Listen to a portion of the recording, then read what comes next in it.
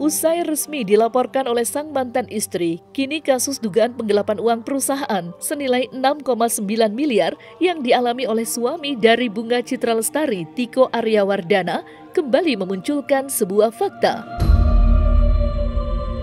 Adapun fakta tersebut terdiri dari fakta persidangan perceraian Tiko dengan AW yang perlahan mulai muncul di permukaan setelah kasus ini mencuat. Status AW sebagai mantan istri dari Tiko juga menuai banyak spekulasi dari netizen hingga kuasa hukum dari Tiko sendiri yang menyebut jika ada permasalahan rumah tangga yang belum selesai di antara keduanya. Entah apakah kabar tersebut benar adanya atau tidak, namun fakta-fakta tersebut dikuatkan oleh adanya hasil putusan yang baru-baru ini beredar. Lantas, fakta apa sajakah yang mulai terungkap? Benarkah AW masih belum bisa move on dari Tiko?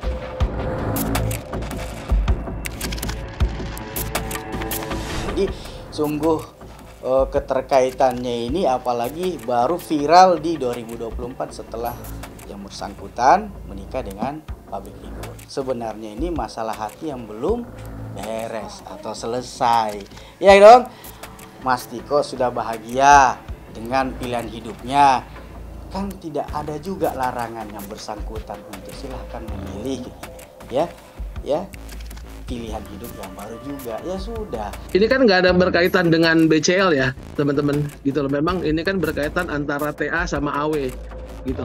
Jadi memang nggak ada kaitannya dengan BCL. Kan ini masih dugaan. Kalaupun nanti dari pihak kepolisian menganggap bahwa perkara ini jelas, duduk perkaranya jelas, mens reanya ada, ya berarti memang ada pelanggaran tindak pidana yang terjadi gitu. Berarti ya mau tidak mau harus diproses secara hukum yang ada di Indonesia. Di tahun 2016 tersebut mereka berbisnis bersama, posisinya TA itu yang melakukan operasional dan AW adalah sebagai pihak komisaris. Nah, di 2019 TA akhirnya memberikan informasi kepada AW bahwa bisnis tersebut tutup.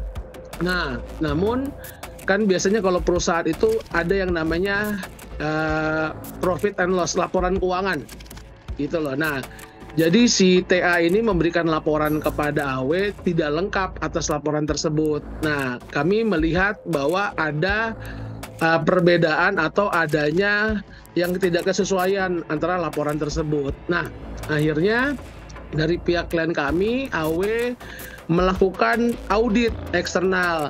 Nah, berkaitan dengan audit tersebut ada temuan-temuan yang kita bisa lihat waktu itu saat diberitahukan kepada auditor bahwa ada dugaan yang harus diberikan pertanggungjawaban. Nah, itu yang sekarang ini kita sedang proses di Polres Jakarta Selatan. Harusnya kan perusahaan itu ada yang namanya kan laporan pertanggungjawaban. Saat itu saudara TA sebagai direktur gitu loh memberikan laporan yang mana menurut kami bahwa laporan tersebut itu tidak lengkap.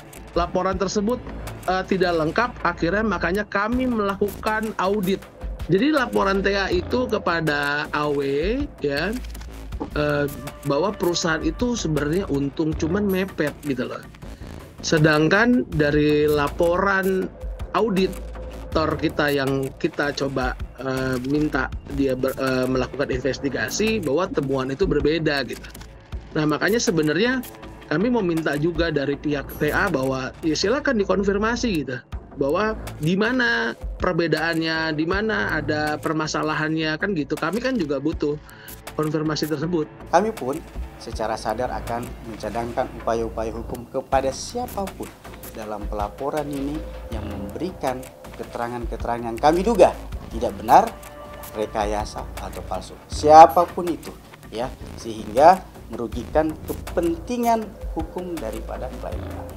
Kami memperingatkan kepada siapapun ya, tidak terkecuali pelapor ya, apalagi kami menemukan ya adanya selisih dari temuan antara laporan dengan audit dari polisi. Seharusnya mekanisme sebelum melakukan pelaporan polisi itu harus memanggil seluruh pemegang saham, menanyakan kepada direksi yang kebetulan Mas Tiko juga sebagai pemegang saham apabila ada mal prosedur dalam operasional perusahaan. Tetapi sepanjang perusahaan itu berdiri, belum pernah ada komplain dari komisaris, belum ada permintaan pertanggungjawaban dari rapat umum pemegang saham.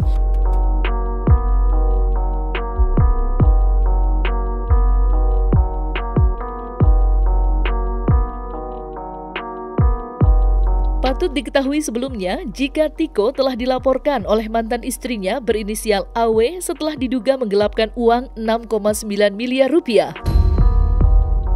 Dalam hal ini, Kasat Reskrim Polres Metro Jakarta Selatan mengatakan jika laporan tersebut sudah dinaikkan statusnya ke dalam tahap penyidikan. Dan dari situlah pihak kepolisian pun sudah menemukan unsur pidana, sehingga akan ada penetapan tersangka dalam waktu dekat.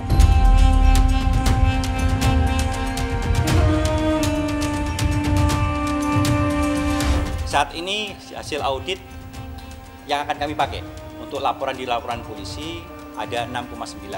Tapi setelah kami audit secara eksternal tidak sampai seperti itu. Nanti akan kami sampaikan pada saat rilis berikutnya. Belum, masih saksi. Adapun saksi yang sudah kami periksa sebanyak 5 orang saksi, ditambah juga kami mendapatkan hasil audit eksternal dari keuangan. Mungkin itu aja yang kami sampaikan. Untuk prosesnya masih berjalan. Laporannya udah lama ini, di tahun 2022, tanggal 23 Juli tahun 2022. Oh, TA sudah diperiksa, sudah pernah diperiksa. Setahu saya saksi itu ada dari pihak keuangan perusahaan, terus ada dari AW sendiri, ada dari pihak bank. Itu yang dijadikan saksi. Selanjutnya sebenarnya kita tinggal nunggu dari pihak kepolisian sih untuk tindak lanjut selanjutnya gitu. Setelah perkara ini naik sidik, seharusnya pihak kepolisian sudah mempunyai agenda-agenda, dan kami yakin sekali Polres Jakarta Selatan objektif, transparan, dan pasti akan melihat perkara ini memang benar-benar secara terbuka lah.